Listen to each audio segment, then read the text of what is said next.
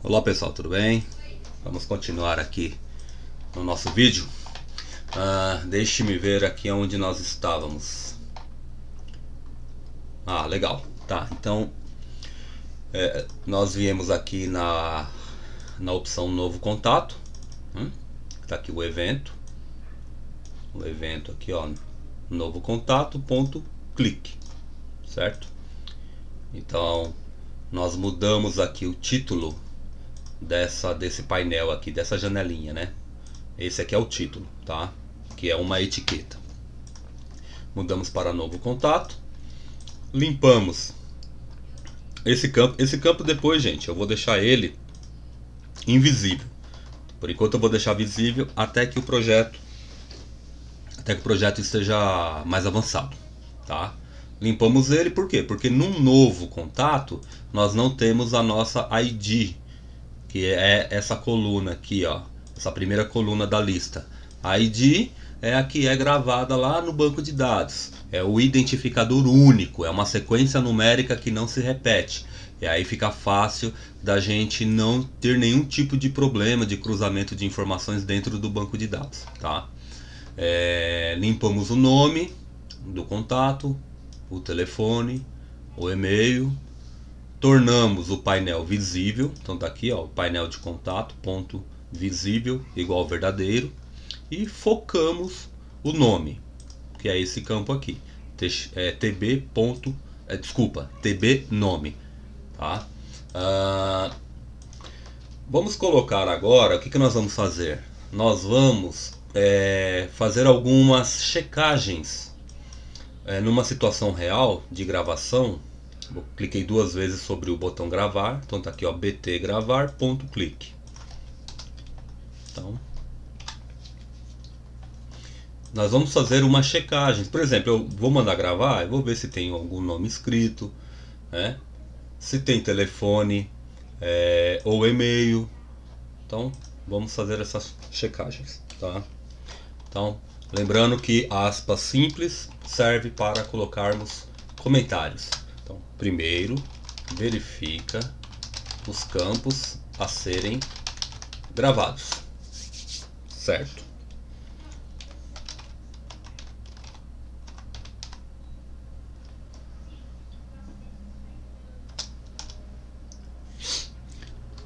Já vou explicar esse comando, tá? Eu só quero fazer um teste.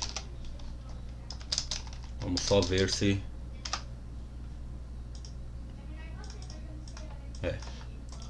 Na verdade ele tem que...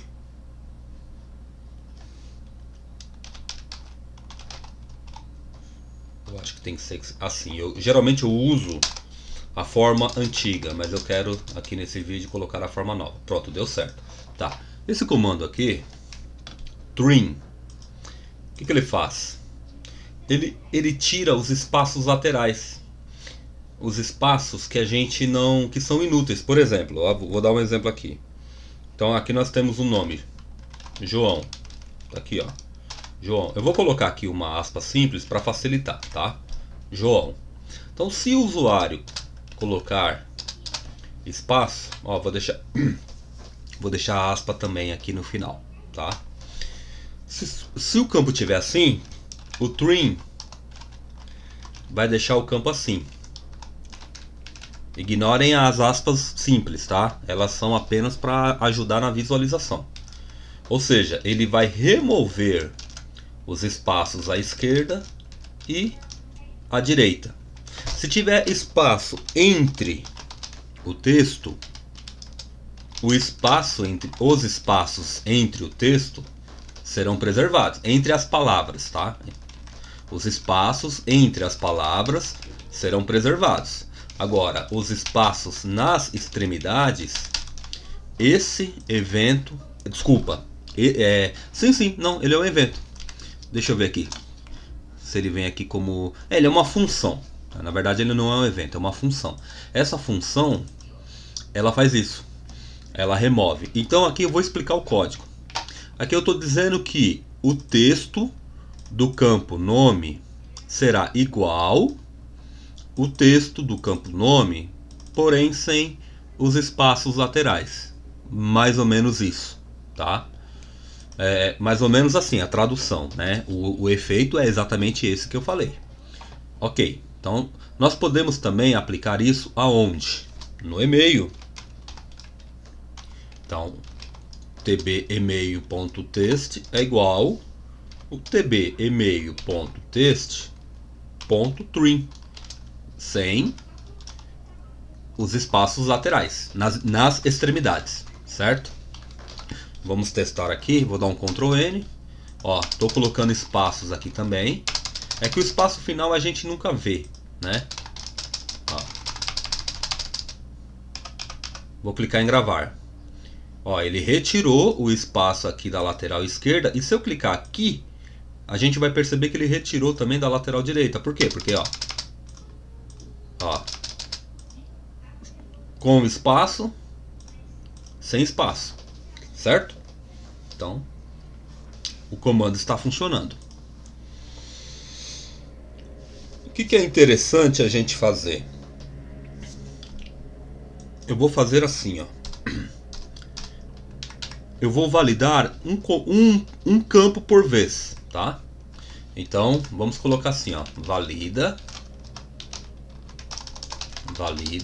campo nome.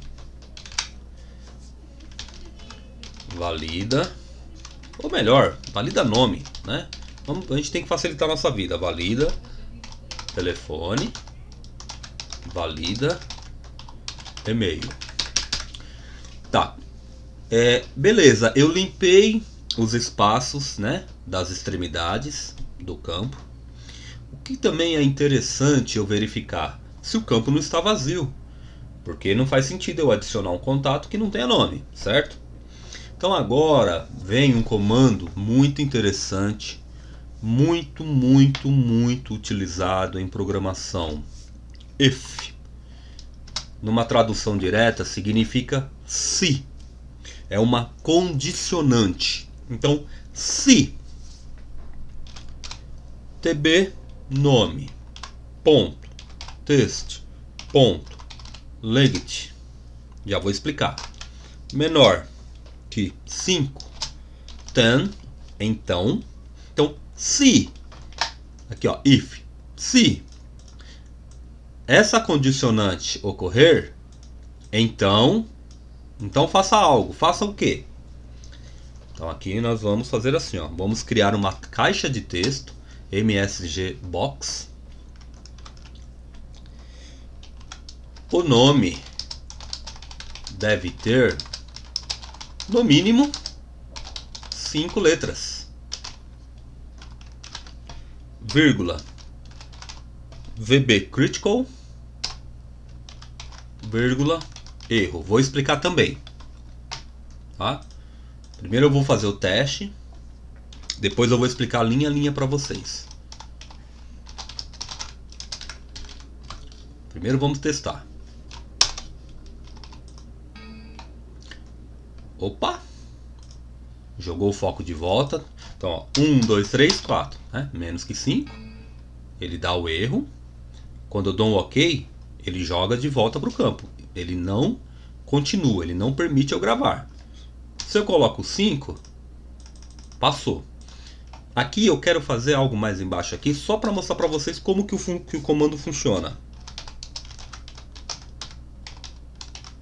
Isso aqui é um blefe, tá? Não tem nada de gravou. Mas é só para a gente ter certeza de que nós não chegaremos aqui. Quando ele detectar o erro, ele vai dar a mensagem, ele vai focar o campo o nome, e ele vai sair desta sub, que a gente está dentro de uma sub. Vamos ver. Ó. 1, 2, 3, 4. Não aceitou. 1, 2, 3, 4, 5. Aceitou. Então ele passou. Então menos de 5 não aceita. Ah, e se eu colocar um espaço, vários espaços aqui antes, vários depois, também não vai aceitar. Por quê?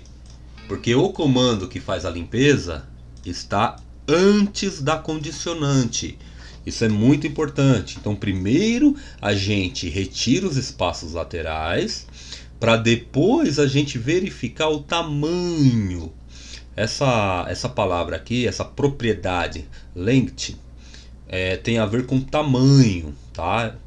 A tradução dela eu não sei dizer se é tamanho, se é largura, se é comprimento, né? Acho que é assim que fala. Eu não posso falar qual que é a tradução exata. Mas a função dela é justamente para medir o tamanho. Tamanho do que? Nesse caso aqui, o tamanho do texto do campo TB nome. Poderia ser de uma string, uma variável, tá? Mas não é o caso, não chegamos ainda nessa parte. Então, vamos ler o código de uma forma que a gente entenda. Então, primeira coisa, ele vai retirar os espaços laterais. Depois ele vai criar uma condicionante. Se o tamanho do texto... Veja que é interessante que a gente lê de trás para frente, tá vendo? Se, sempre quando a gente está falando de propriedades, tá, gente? Propriedades, o que vem daqui depois do ponto, tá? Se tiver alguma coisa, ponto alguma coisa, então a gente vai ler o que está depois do ponto primeiro. Então, se o tamanho do texto do campo tbnome, que é esse campo aqui, ó, tá aqui o nome dele, ó, tbnome, for menor, esse símbolo significa isso, tá? No caso maior seria o contrário, ou igual, tá? Então, se o tamanho do texto do campo nome for menor que 5, então o que? Aí ele vai executar tudo que está aqui dentro, dentro desse bloco. Percebam que aqui tem, ó, um end if, ou seja, aqui é o começo do if e aqui é o final do if. É o começo da condicionante. Então aqui nós temos um bloco. É um bloco de código cuja conteúdo dele só será executado se a condicionante existir, se ela ocorrer, tá? Se essa condição ocorrer. Então, novamente, para a gente fixar na cabeça, se o tamanho do texto do campo nome for menor que 5, então aí ele vai executar. O que ele vai fazer?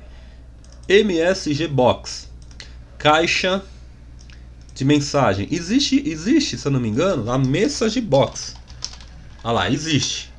Mas eu confesso que eu estou habituado a utilizar essa daqui. Ela veio desde lá do VB6 e o resultado para mim sempre foi tranquilo. Talvez a MessageBox tenha mais propriedades, né? Qualquer dia eu vou curiar ela. Então ele vai dar uma mensagem. O nome deve ter no mínimo 5 letras. Essa mensagem é a mensagem que vai aparecer no corpo. Depois a gente coloca uma vírgula, aí ele vai trazer o que? Quais botões deverão aparecer? Aí ele tem aqui várias opções. Esse VB Critical, ele é uma abreviação para esse aqui, ó, msgboxstyle.critical. É mais rápido escrever VB Critical. Ou seja, é uma mensagem crítica, é uma mensagem de erro. Vírgula, aí vai vir o título. Tá aqui, ó. Título, tá? Então por isso que ele dá o erro. Quando ele dá o erro, aparece aqui, ó, erro aqui em cima, tá vendo? Esse símbolo aqui de algo crítico aconteceu. E a mensagem propriamente dita, tá? E aí só aparece o botãozinho de OK. Por quê? Porque é um erro, você vai ter que concordar com ele. Você vai ter que cumprir os requisitos para que o erro não aconteça mais, tá? Existem outros tipos de botões, com perguntas, por exemplo, várias respostas, tá? Provavelmente a gente vai chegar lá. Vamos sim, quando a gente for excluir registros, tá? Aí beleza, aí ele dá a mensagem. Depois que ele dá a mensagem, ele joga o foco lá no campo tbnome. Por quê? Porque o foco estava aqui, ó, no botão gravar. Aí quando eu clico no botão gravar e aparece a imagem, a telinha do erro, o foco estará no botão de OK da tela do erro. Então aí ele tem que jogar o foco lá, porque senão você ou o usuário aí do teu sisteminha vai ter que ficar clicando lá, não faz sentido, né? Quando a gente programa, a gente tem que fazer o máximo possível para melhorar, né, a experiência de quem está utilizando. E aí ele sai da função. Isso aqui é muito importante, porque veja bem, vamos dizer que que não tivesse esse código, ó. Eu comentei ele, ou seja, ele agora é um comentário, ele não é mais um comando, ele vai ser ignorado. Ó, se não tem aquele código exit sub ou sub, né? Exit sub, não importa, ele vai dar erro, mas ele vai continuar. Lembra? O computador é burro, você tem que programar ele para tudo. E aí não pode, então eu tenho que interromper o código. Eu tenho que interromper a execução, a continuidade. Por quê? Porque senão a gente senão fica desastroso, tá? A gente vai começar a gravar sem nome, a gente vai começar a gravar sem informações, um monte de coisa vazia no banco de dados. E aí lá na frente isso vai começar a criar problema, tá? Então o ideal é que a gente faça dessa forma, que a gente saia da sub que nós estamos, para que ela não execute esses comandos abaixo, entendeu? Validação do telefone. Tá, então aqui, gente, o nome é isso. Eu até pensei em, de repente, ele fazer o que? Ele verificar se tem sobrenome também. Só que a gente vai engessar demais o sistema. E de repente você conhece alguém chamado Carlão e pronto, é Carlão. E aí, por conta disso, se a gente coloca um código obrigando colocar o sobrenome, já não daria para adicionar essa pessoa. Então aqui a gente vai olhar somente se o campo tem pelo menos 5 letras, tá? Coloquei 5 letras, mas na verdade são 5 caracteres. Caracteres. Por quê? Porque o campo está aceitando números. Ó. E eu não vou tirar essa opção, porque de repente tem mesmo, sei lá, uma empresa, mercado 123, entendeu? Então eu não posso impedir que tenha número aqui nesse campo, tá? Então por isso que no lugar de letras, na verdade, são caracteres. Só isso daqui tá ótimo, tá resolvido? Não. Quando a gente trabalha com banco de dados, existe uma coisa chamada na programação, vamos por assim, de banco de dados, SQL Inject. O que é isso? Quando você cria um programa para você não vai querer detonar o teu próprio programa, né? Só que todo programa que você distribui ou que você consegue de repente no lugar de programa fazer um site aonde qualquer um pode acessar, esse banco de dados ele vai ser comprometido em questão assim de horas, se você não criar proteções contra hackers. O SQL Inject é uma dessas proteções. Ele evita que código de SQL, quem conhece um pouco de banco de dados sabe do que eu estou falando, tá? A maioria dos bancos de dados eles têm, né, uma linguagem própria que ela é bem semelhante entre os bancos de dados em geral, que é a linguagem SQL, tá? E por ser uma linguagem, é possível, por exemplo, destruir um banco de dados através de códigos maliciosos. Ou é possível, por exemplo, burlar telas de login. É possível apagar vários registros. Então, o código do SQL, ele serve, o SQL Inject, ele serve justamente para evitar que isso aconteça. Eu não tenho esse código de cabeça e eu também não peguei ele antes, né, de começar a gravar o vídeo. Então, para o vídeo não ficar aqui a gente procurando na internet, o que eu vou fazer? Eu vou deixar um comentário. O comentário ele é muito importante também para te lembrar de algo que está faltando e que você não tem como fazer naquele momento, tá? Então esse comentário, quando é algo para me chamar a atenção, eu coloco, isso é algo meu, tá? Eu faço isso aqui, ó, coloco 3 jogos da véia aqui, tá? E coloco aqui, ó, incluir o que eu quero, tá? Incluir SQL inject protection, tá? Então nós vamos incluir uma proteção de injeção no SQL para evitar que o campo texto e o campo e-mail nos prejudique, tá? E aí vai ser legal porque eu vou fazer isso de que forma? Eu vou fazer isso através de uma função. Utilizar função. Function.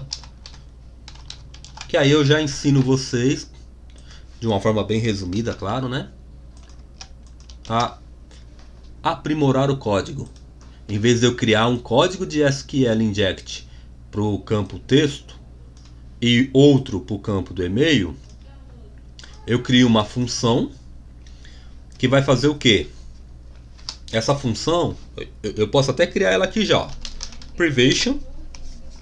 Ela é privada, por quê? Porque ela, na verdade, melhor, vou deixar ela pública. E depois vocês vão entender. Ah, não, desculpa, gente. Aqui eu não preciso que seja pública, porque a minha edição vai ficar dentro desse formulário.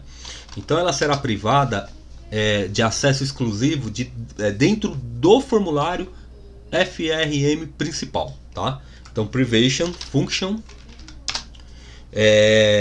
SQL injection remove ou protection. Vou explicar, tá? By val s texto as string as string.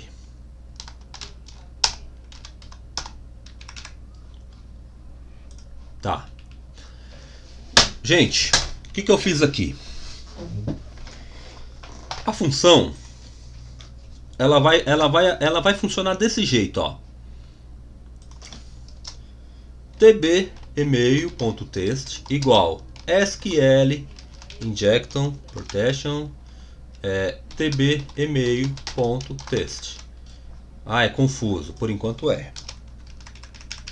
Mas vocês vão ver depois que é fácil pra caramba.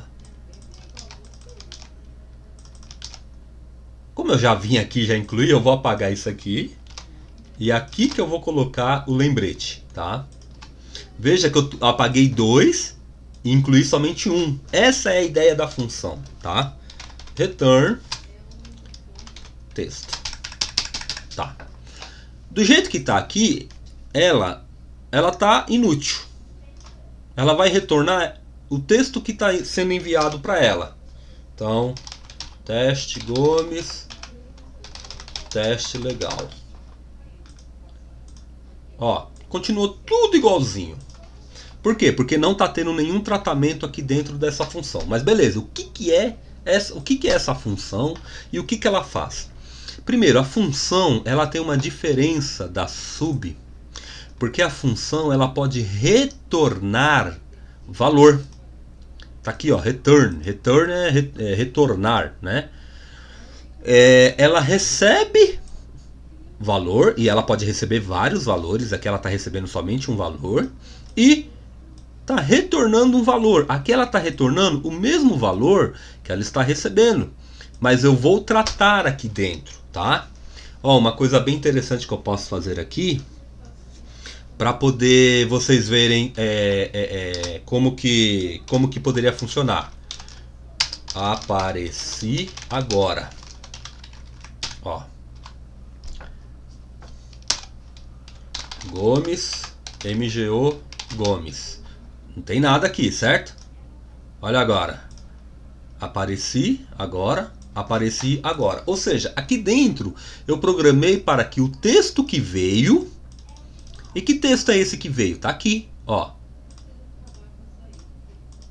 eu estou mandando dentro dela, nesse caso aqui, o que eu estou dizendo? Eu estou dizendo que o texto do campo nome será igual a função, ao que vier lá da função, que é isso aqui, ó, esse retorno. Será igual à função SQL Injection Protection, que é a que eu criei, tá?